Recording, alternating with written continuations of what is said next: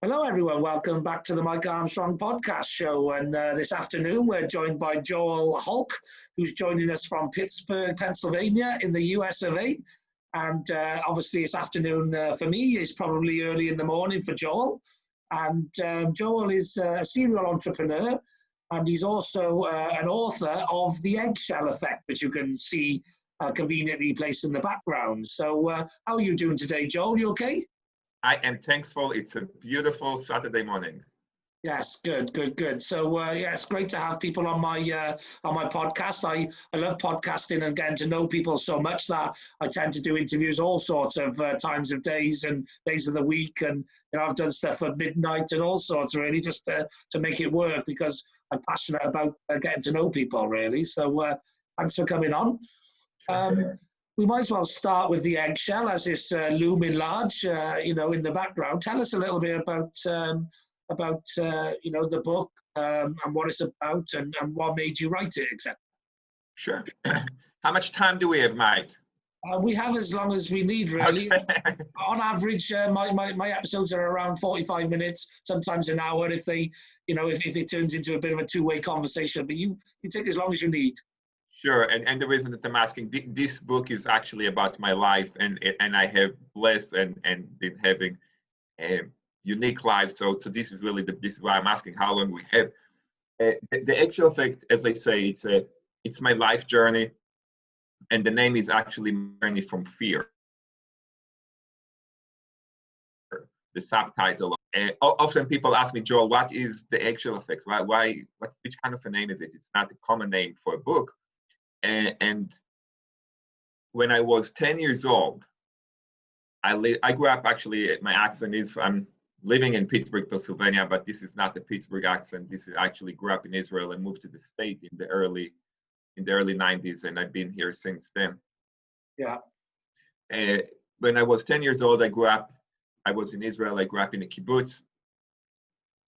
And one day I actually was working where the petting zoo that all of the kids were actually maintained and took care of. And in the petting zoo, we had an incubator for eggs that were abandoned by their moms. So we basically had the incubator with the lights and seeing everything, and making sure that the eggs are hatching. And that particular day, I was working inside the shed and cleaning up the floor, and I see a chick trying to break through the eggshell. And I was fascinated with it. It was amazing. It's literally seeing, as a 10-year-old, seeing a life beginning, and I never experienced something like this before. And I see the chick trying to break and then stop, trying to break and then stop. And my heart, immediately, I got worried of maybe the chick does not have the strength to break the eggshell, and I want immediately to help. And I reach out with my arm to help this chick, and it just happened to be that there was one adult that was supervised all the kids, making sure that we don't hurt ourselves and we don't hurt the animals, and it just happened to stand next to me. And as I reach with my arm to help the chick to break the eggshell, he immediately grabbed my arm and say, Joel, don't do that. And I was shocked. I say, why not? I want to help the chick. And he said that the chick building his muscles inside the eggshell by breaking the eggshells to be able to survive outside of the eggshell. So if by me actually helping the chick, I'm not really helping, I actually hurting him, and he actually will die outside the eggshell because he will not have the muscles to stand. Now, as a 10-year-old, I thought about it for a second. Great, put it in my memory bank and move on with my life.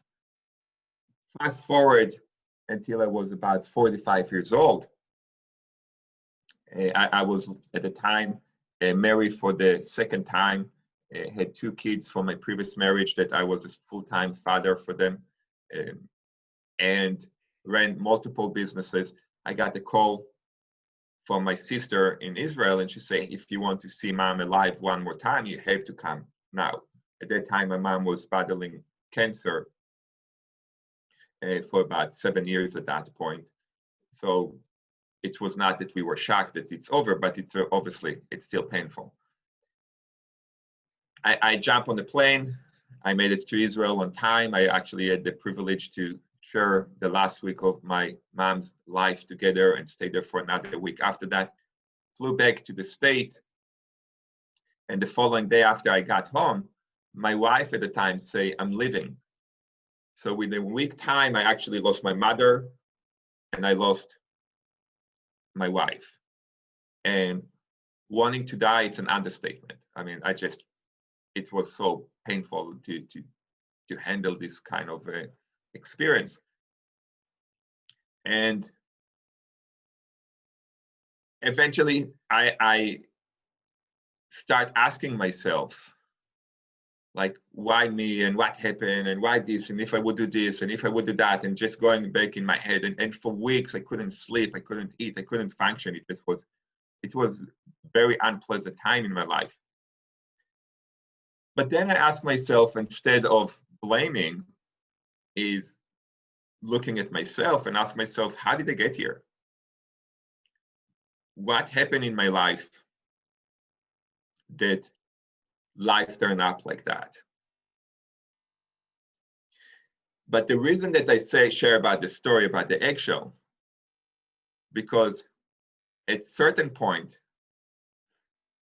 I start looking at my life as everything that I've done, it was building eggshells around myself to protect myself from the world. I'm not good enough, I'm not smart enough, I'm not tall enough, I'm not short enough, I'm not this, I'm not that.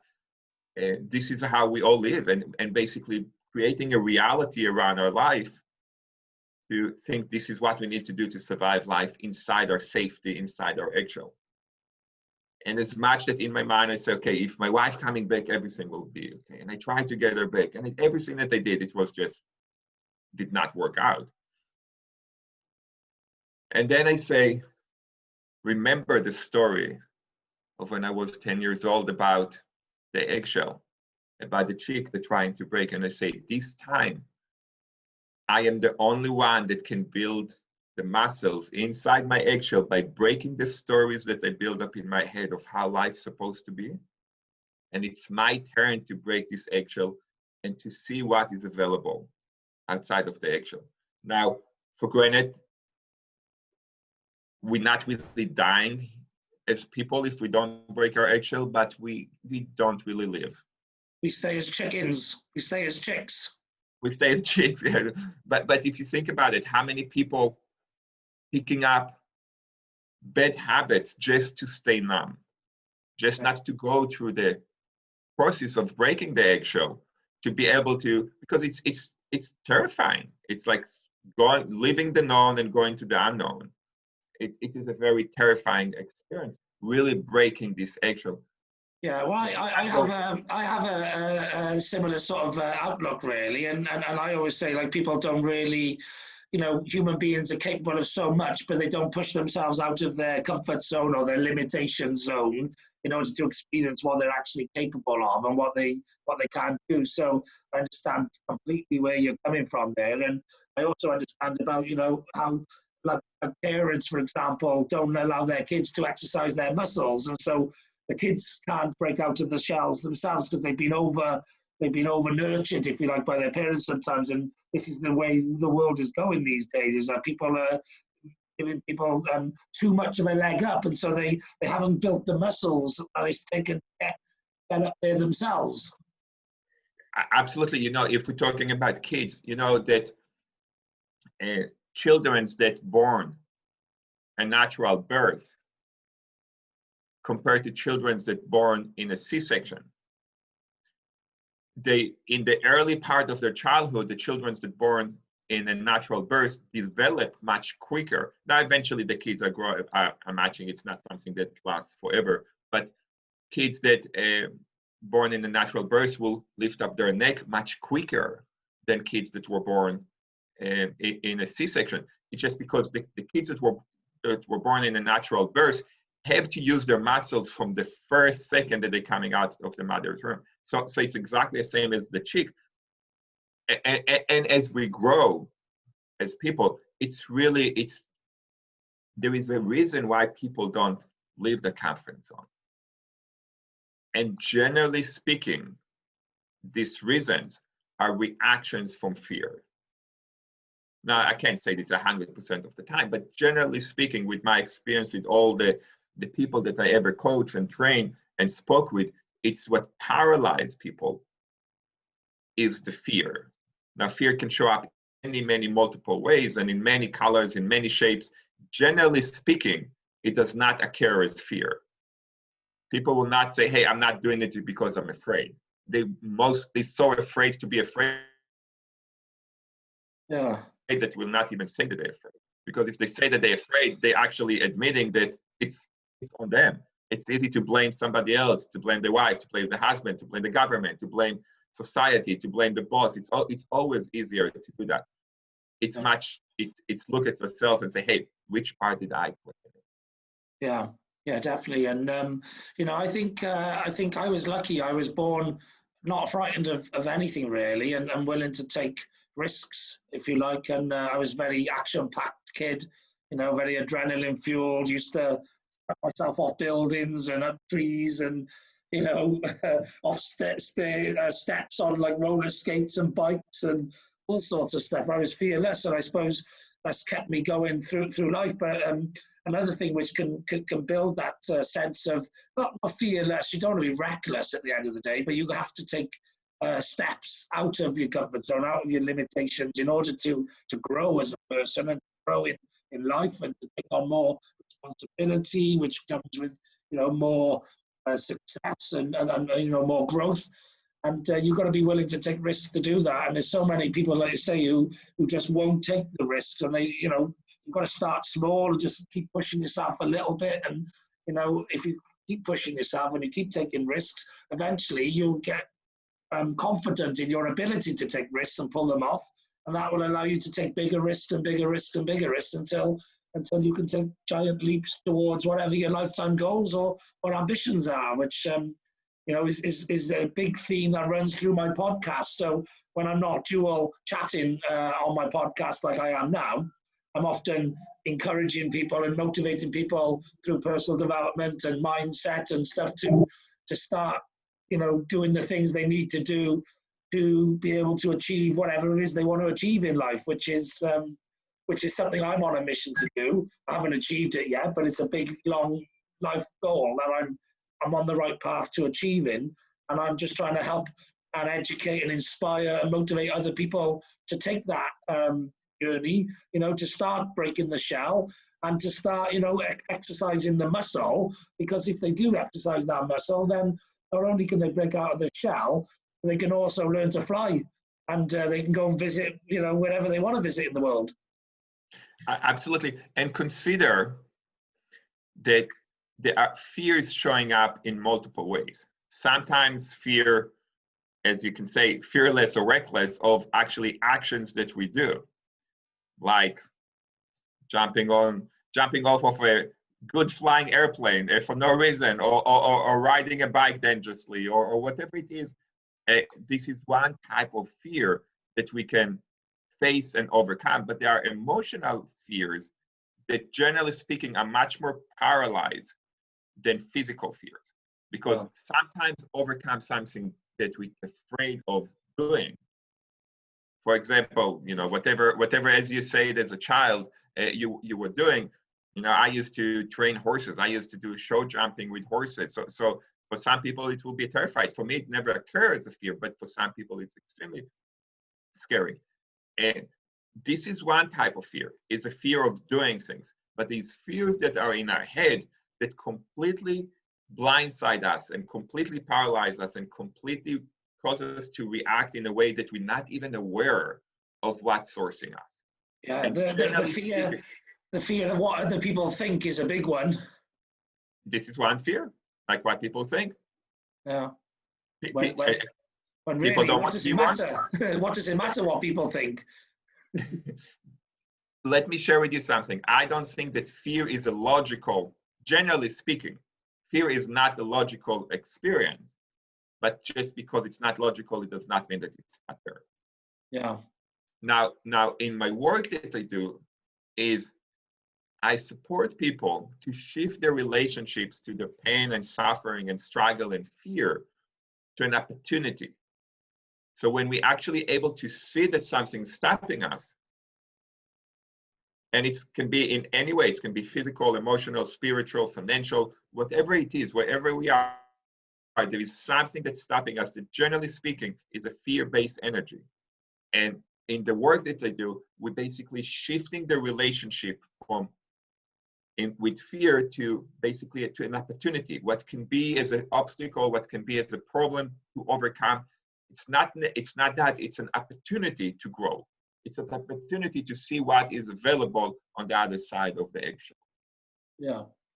Yeah, good. And obviously, you've given us good insight into what's in that book. So is the book sort of your life story of coming and overcoming fear, or is it sort of a bit of a self-help book as well, where there's sort of instructions and sort of systems to follow in order for other people to be able to take their own journey from fear? So it's an active book. Yeah. Okay, so it is an active book. Actually, there's a place in the end of each chapter, there's an invitation to reflect. So each chapter I will share about something that happened in my life, and I've been blessed with many, many, many, many, many obstacles in my life, and challenges that as a child I did not relate to them as an obstacle. I related them as a problem, and why me? But as I grew and understood how life worked out, I've been blessed with many obstacles to overcome and many challenges that eventually today I look at them as an opportunity. But I share about my life, and I share about the nuggets that people can get into reflect into their own life. So in the end of each chapter is an invitation to reflect, and there's a place in the book for people actually to write what they see in their life from that. So it's an active book. Yeah, usually books are...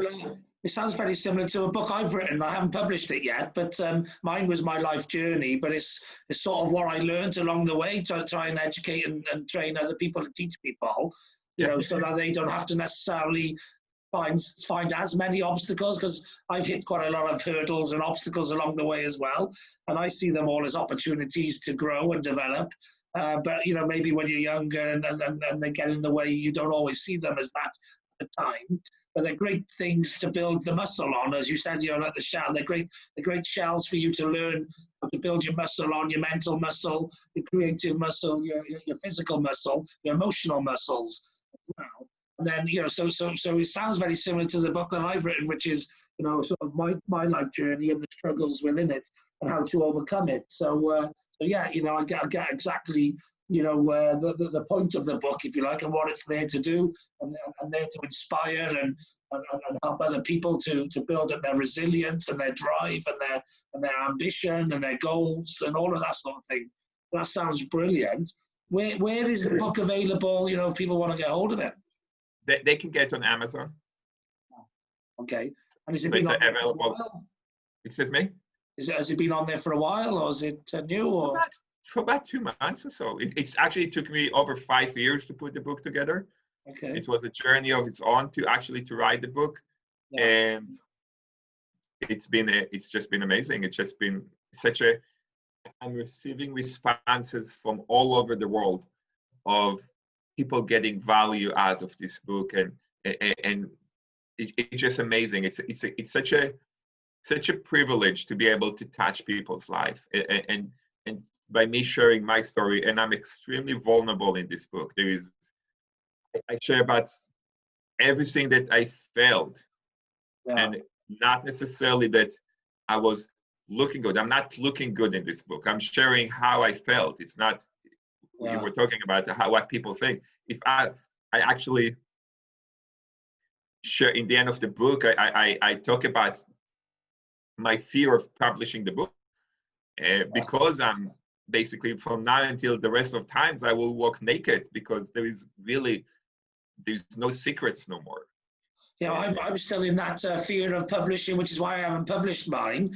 It's not really the fear of me exposing myself, because I'm not somebody who does expose myself in full, because I've come from a corporate sales background. So I'm used to, I'm a very optimistic person. And to me, it's not about sharing negativity, because I don't like listening to negativity. I don't want to get involved in it. I'm not really interested. I'm interested positivity, drive, and motivation, all that sort of stuff.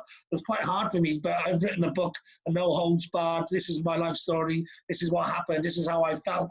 But publishing is a bit difficult because I got an ex-wife and 3 daughters, and so I haven't been able to, in lockdown situation, except to be able to sort of, have the proper conversation and meeting or whatever about that, because things aren't necessarily on the best of terms anyway. And and I have two ex-wives, and I talk about both of them in the book, and both of them were aware of the book, and both of them actually read the book, and I try to make sure that they are in alignment in one way or another of some kind of an agreement and understanding of the book. And it's more of my experience, but also making sure that I protect their privacy and making sure that they feel comfortable as much that they can. I mean, with the book being out. So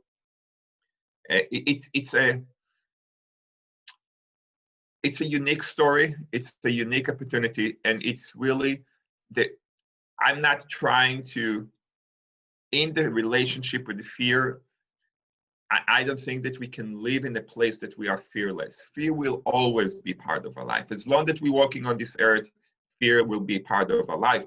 The point is to recognize when fear calling the shots, and only when we're understanding that right now we are reacting from fear, we actually have a choice. If we're not aware that we are reacting from fear right now, we have no choice. And you refer to this as negative and positive. Generally speaking, if you're able to talk to anybody that occurred to you as negative and actually get them into a relaxed place and getting to a point of conversation, you will see that what show up as negative is actually a fear-based reaction to something that they're afraid of. So fear controlling everything that we're going on in our life, and just being aware that we're afraid. Once we're aware, we have choices.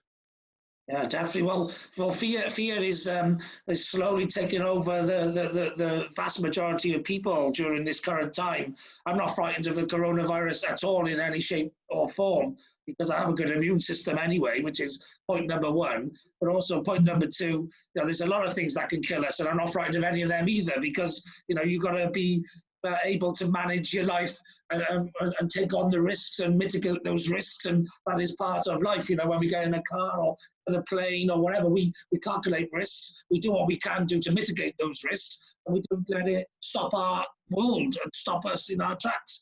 I think there are so many people at the moment that have allowed fear to take over their mind and to take over their lives, and they're frightened of doing anything. I think there are some older people who probably deserve to be a bit more frightened, say, than I am, because they've probably got underlying conditions, and therefore the disease is more likely to affect them than I think it would affect me. But still, I think there's going to be even if we get this virus out now and we get it sorted and the vaccine and all of that, there's going to be a generation or a while, a long time of people who are even more Loctite in their eggshell than they've been in the past. I agree. And we definitely, this past year, 2020, was a very unique year. And I agree with you 100% that the fear-based that running all the world for all this year long, and it will take many, many, many years for us to overcome everything that we experience in this year.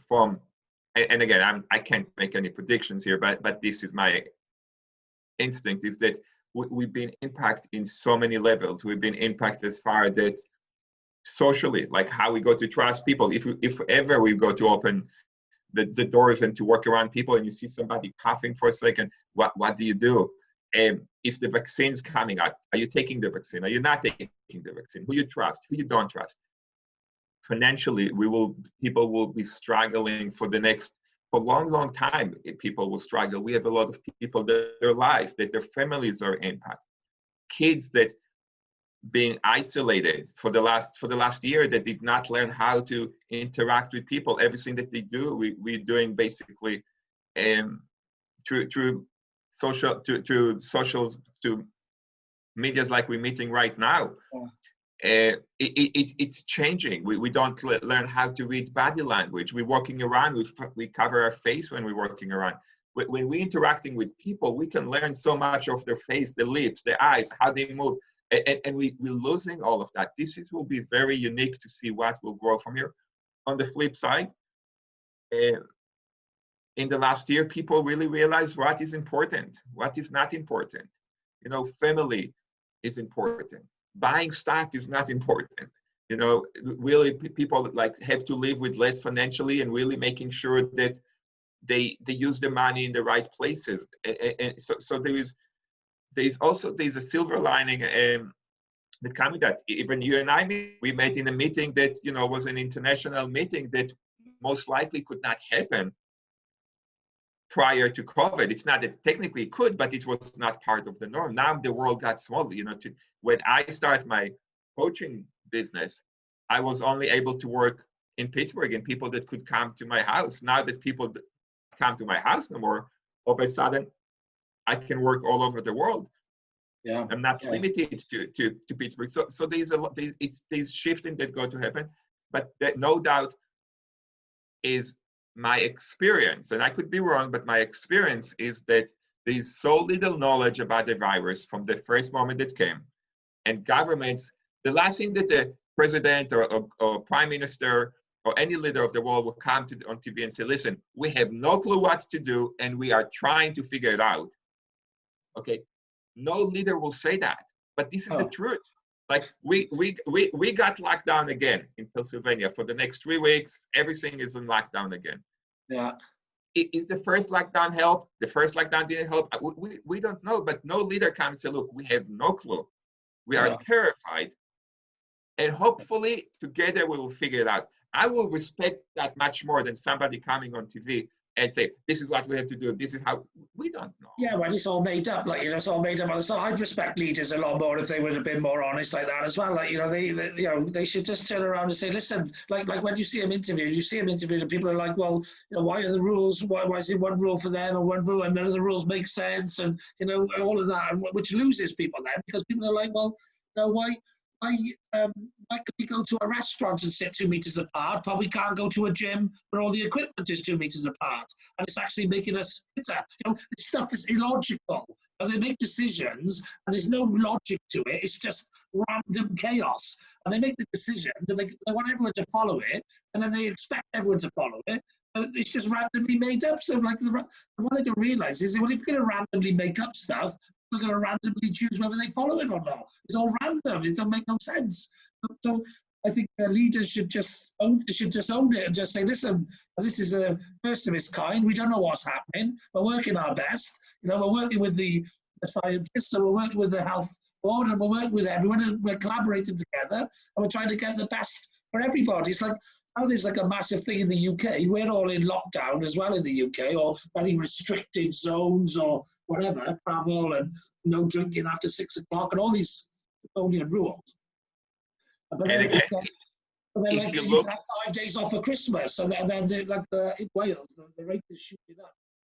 And they're like, oh, well, will you change the rules now? And they're like, well, no, because we've promised that we would keep it to 5 days at Christmas. We'd probably put something in after and everything. And it's all like people challenging everything that gets made, and they should just turn around and just say, well, listen, like they should just, they said like, well, you know, the rate is picking up, won't you change your mind? Or have you got the ability to change your mind? And they're like, well, no, we don't want to change our mind because we've already said it. And they should say, they don't come out and be honest and say, well, listen, you know, if we didn't allow 5 days at Christmas, we'd probably get voted out, you know what I mean? So we have to allow people to have time off at Christmas, and we want you to not really travel and interact as much as possible, but we have to give you that time off, otherwise there'll be a riot. You know, why don't they just come out and say something like that? Because that's the truth. The truth is there'd be a riot if they sort of closed stopped everyone seeing each other at Christmas. So they should just be honest with people and say, well, listen, we'd love to stop you all being able to travel and intermingle at Christmas, because that would stop the rate dropping up, but we know there'd be a riot on our hands, so we're going to let you off. But we're going to keep you tight after Christmas. Like, you know, there should just be a bit more authenticity and honesty. I think would get the people agreeing with them and following them better. Like, you know. And if you think about it energetically, it's all fear-based reactions. Government, it's not government, it's people like you and me that just got together, and some of them got elected, some of them, who knows how they became in the government, but it's just people like you and me that are acting from fear as well. Fear is not skipping people. Fear energy attracting, it's part of everybody's life. And my point from this conversation here and even the book is that everybody operating and reacting from fear. And we wish that, that whoever is leading this epidemic from each government, if they would be open and be honest and say, but we don't know. But there is no official person that got elected by people have the courage to come and say, I don't know. Oh. And even if you think about it, even with people relationship, to tell somebody, I don't know, it is a tremendous amount of courage take to do that. Even if relationships, you say that you were divorced, you have relationship with people, you have relationship with workers, you have a relationship with intimate relationship, romantic relationship, saying I don't know in a relationship, it is a terrifying experience. Like, what do you mean you don't know? You have my life on that, though. I'm a solutions provider in sales. I built my life on saying I don't know. If people ask me something I didn't know, I used to say, well, I don't know, but I'll get back to you. I'll go to find someone who does know. I'll come back to you with an answer. Correct. But generally, people wouldn't. How many people say I don't know? Not very often. No, like you say, people are too frightened to admit when they don't know something. It's just like it starts off in school when people don't know, or they can't read, or they can't hear, or they can't see. That you frightened with a hand up and say, I can't see, I can't read, I can't hear, and so they just don't. The information doesn't go in. I was always one of those kids who put my hand up and say, oh, sorry, I missed what you said, miss, or I wasn't frightened to ask and get involved.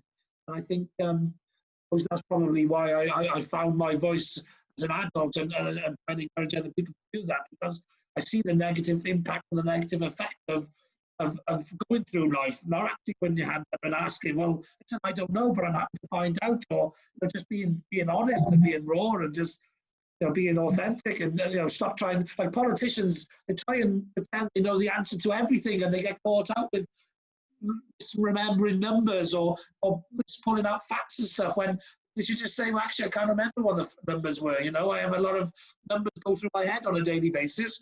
I'm going to get some of them wrong from time to time. Yeah, but it's agree, and this is. I would not want to be in their shoes. I would not want to be a politician. It was never my goal, and because of all this, this is definitely there's no freedom in this realm. There's just. I hope that we will find that from all of that we will rise good leaders that be able to lead each country and the world, because the world got smaller. If you think about it, this epidemic did not skip nobody. There were diseases that happened before that were very isolated. There were diseases that happened to a certain group of people. There were a financial collapse that happened to a very certain group of people. What we experience right now really unite us as a people. Yeah, usually the world was different people on different sides, and altogether the human race is on the same side for the first time ever. We're all on the same side against Corona. And what I've been really chuffed about, if you like, is seeing how the world has knitted together. And I'm all about collaboration and joining forces and helping each other and all of that. And what I've been really chuffed about is that we've demonstrated through Corona that as a global citizens, we managed to come up with some vaccines that can solve the problem. So as a team, by working together, we've shown that we can defeat a common enemy. And with the vaccines, I think it's like the first vaccine that was in the UK. It's a German company made in Belgium with international scientists. It was a real collaborative effect, yeah. And what I'm interested in seeing is whether the human race can take the lead on that and try and work out how we can collaborate to solve, global warming and poverty and and terrorism and all these other things, which are also epidemics or pandemics, and we need to join forces together and solve those too. And I'm hoping myself, a load of leaders are going to come out of this that are going to be looking to build bridges and not walls, which is something I've said a few times on my podcast, but it's something which obviously Trump was more in favour of, was building walls, and this is a time where we need to build bridges, in my view. And one word that you say, common enemy, what unite us. But I hope that one day we can unite it without an enemy. Yes. As people, because obviously, again, it's fear. And this point is reacting us, and now we're so scared, so we want to hug everybody and just hey, help me, like you say, German company and Belgian company and UK company all doing this together. But what about if we can do it all the time without people need to die, and without people need to be isolated, and without people need to lose their jobs or their businesses? We have this power as human to do that. But again, it's all, we've been divided for so many years. So outside of the fact that there is millions of people that lost their life, that obviously my heart is going for them and for their family, and people that lost their livelihood and the businesses and the jobs. The world that we left behind is not such a good world to live. I mean, I'm looking forward for what will be created from here. Me too. I'm looking forward that we can actually create it as a human, as a humanity in human, and what we can do. What can I do for you? It's not what can I take from you, is what can I give you.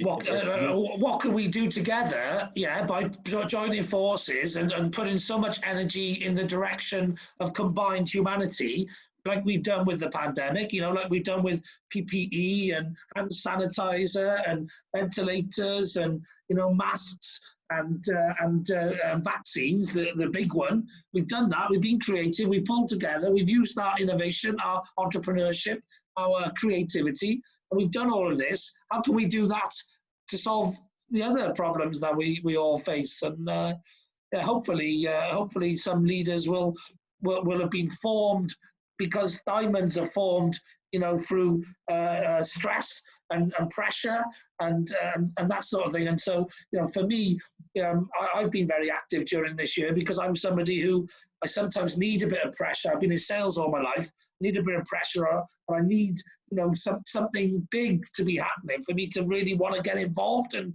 do something. So, I've been doing my own thing of reaching out around the world, collaborating with people, introducing people, doing whatever I can in whatever way I can, giving people a platform and a voice and all of that. And I'm somebody who, I believe, when the going gets tough, the tough get going. And I'm looking to see, all these diamonds that have all got going during this tough time, looking to sparkle and shine and help humanity, like you say, be a much better place. But at least the next 40, 50, 100 years, until people forget it again, I suppose, like it was after the war. When people all together, there was a lot more respect and admiration and values and all of those things from that generation, which is, I think, why the world was going a bit the wrong way in the last few years, decades before this time, because I think that war generation was disappearing. And for me, that war generation was an awesome generation, the generation of my grandparents, etc. And I think now there may well be a new generation like that for a while, and people who are a bit more steely, a bit more appreciative of what we got in the world, a bit less into be less appreciative of things and wanted to be materialistic and less appreciative of their family and all those sort of things, which the pandemic have got people to put back into the proper perspective, I suppose. We'll see. Yeah, we'll see. We'll see. I hope, and you're right, for the people that survived the war and after the wars and many years after the Second World War, that they need to rebuild, and countries need to be rebuilt. People had to be rebuilt.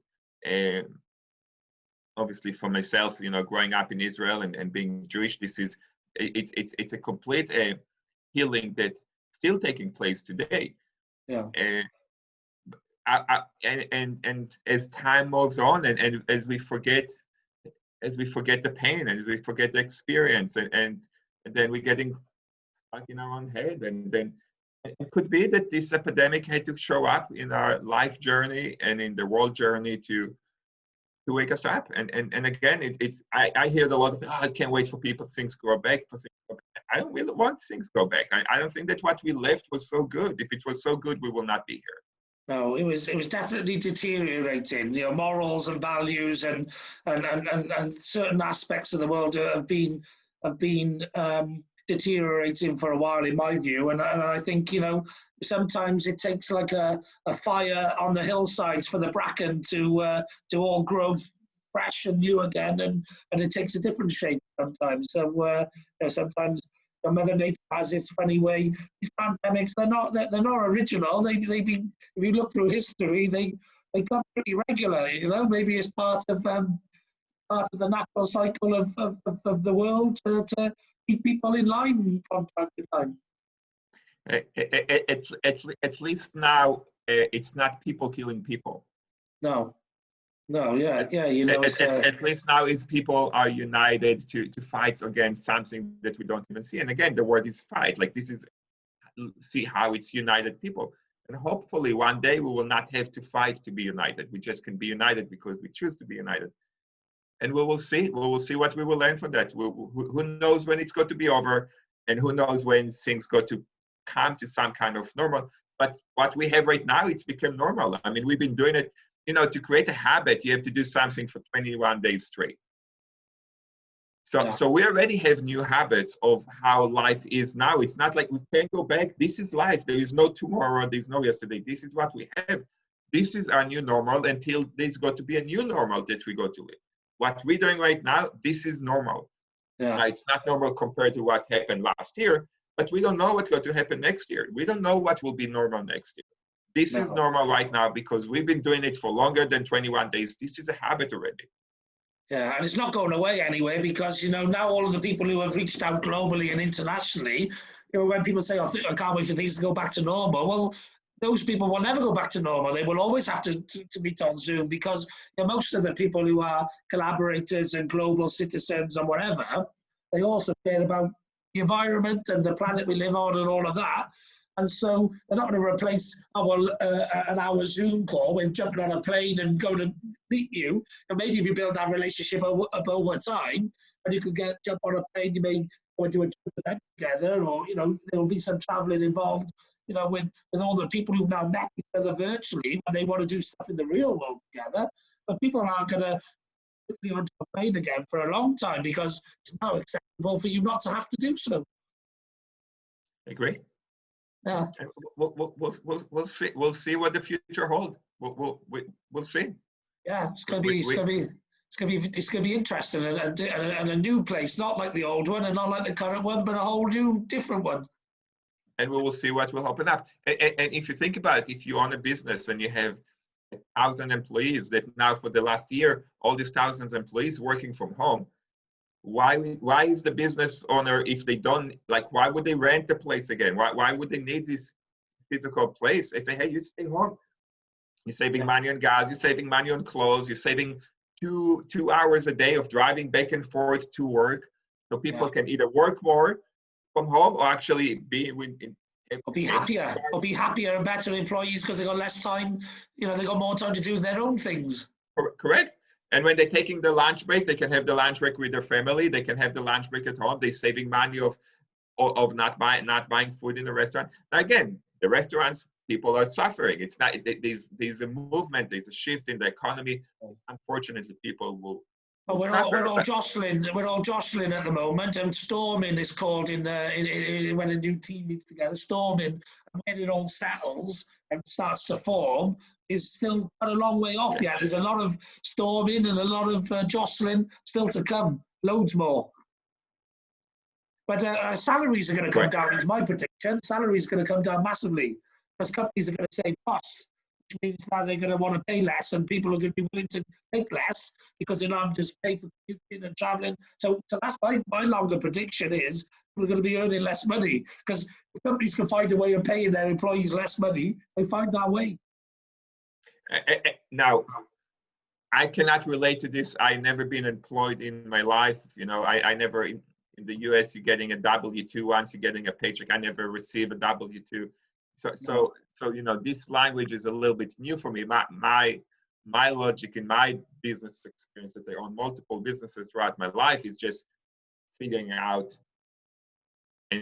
something to create and figure out. I got involved in the real estate world before the collapse of the mortgage industry, and I was positioned in the right place at the time once the collapse of the mortgage industry was to take advantage of the shift in wealth that happened at that time. You know, right now there is an opportunities. We can point about all the losses, but there's also a lot of opportunities. People looking for working from home. People want to work from home. People want to own their own businesses. People want to. They lost the trust in their employees, and they say, hey, if it's to be, it's up to me. I need to make sure that I'm taking care of my future, because they can't trust nobody. So in one way, hey, they can't trust nobody, but on the another way, hey, if it's to be, it's up to me. So there is going to be a lot more entrepreneurs that coming out of this epidemic. Yes, I will never have these else, like they say, I will never do that again. So again, there's opening here, and you know, in one of my businesses that I have right now, I help people building their own home-based businesses and making money from home, because they're home anyway, and why wouldn't you make money from home? So yeah, that sounds brilliant, and that's a really good thing to be doing. And like you say, I think you know, I've been working from home for the last 8 years because of all the advantages of not having to commute.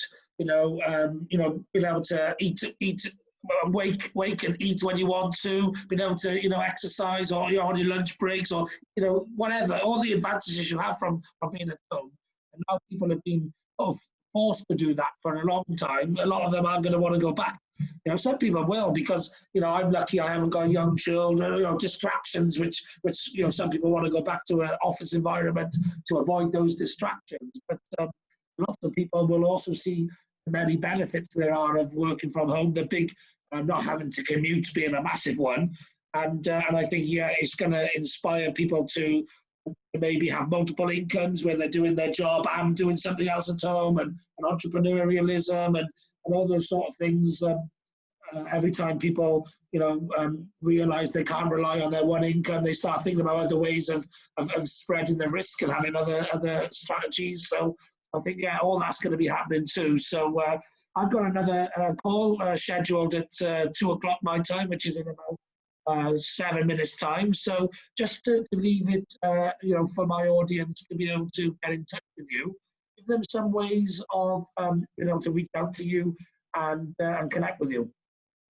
So they actually, I have my website. It's joelholc.com, or it's eggshelleffect.com. And then we can communicate from there. There's a chat for us to be in communication. They can also order the book from there. We can talk about whatever, if they're looking for coaching, if they're looking for the book, if they're looking for a business opportunity, if they're looking, whatever we talked about it today, I can continue to talk about it for many hours. So let's connect and see what we can create together. I think that we are in a special time throughout humanity. This is unique times, and I think that, and I hope and I believe that things will grow from here. Right now, we as a society breaking throughout the eggshell that we build around ourselves for thousands of years, and the virus came and shook up our souls of how we are as a society, and really opening up something new. So I'm curious and I'm open and to see what the future will hold. I think that it's something beautiful will grow from here. It just got to take a little bit of time, and in the meantime, we can still be together as people and work on ourselves and just see what will show up. Yeah, brilliant. And I've got lots of other podcaster friends. In fact, I've got a mastermind community of podcasters and communicators, coaches, speakers, and that sort of thing. So I'd love to invite you to that. We meet up on a Sunday at 1 o'clock or 2 o'clock UK time, which is sort of like early in the morning stateside. But we have quite a few American podcasters in the community. But I can connect you on Facebook and LinkedIn. And obviously, if you want to join some of our mastermind events from time to time, and feel free to join us. I only invite generally people who are involved in the communication sector professionally and are also into personal development, personal growth, collaboration, helping people, etc. I can see that you would fit in well there in the group. So I've set you. I'll add you to the groups. And if you want to join us on one of the events, I always put the link in for our Zoom events in the group. Obviously, time-wise, it depends what you're doing and whether you can make it, but we'd love to see you there. And obviously, there's lots of other podcasters there if you want to sort of arrange with them then on how you can get out and promote the Eggshell Effect further, because I guess you're probably on a mission at the moment to try and share that book and the information with as many people as possible so that you can help as many people as possible, and so that you can also get some of those to turn into coaching clients, etc., so you can help them even further. So yeah, that's what I offer to you. And anytime you're promoting your book or ever, tag me in on any social media, and I'm more than happy to share it to my audiences for you. I appreciate that. And hey, Mike, I'm sure this is the first out of many that we will be in communication. This is our beginning of the relationship. This is not at the end. And obviously, link me into your group. I will be happy to join you. Yeah, this is the beginning. Brilliant, brilliant. Okay, it's been a pleasure having you on the podcast, and I look forward to next time. And I just want to say thank you very much. Thank you, brother. I appreciate it. Good luck Cheers. to you and to your listeners. Everybody be healthy and be in peace. And happy holidays to everybody. This is a special time that we can join each other. Definitely, definitely. Okay, all the best. Be well.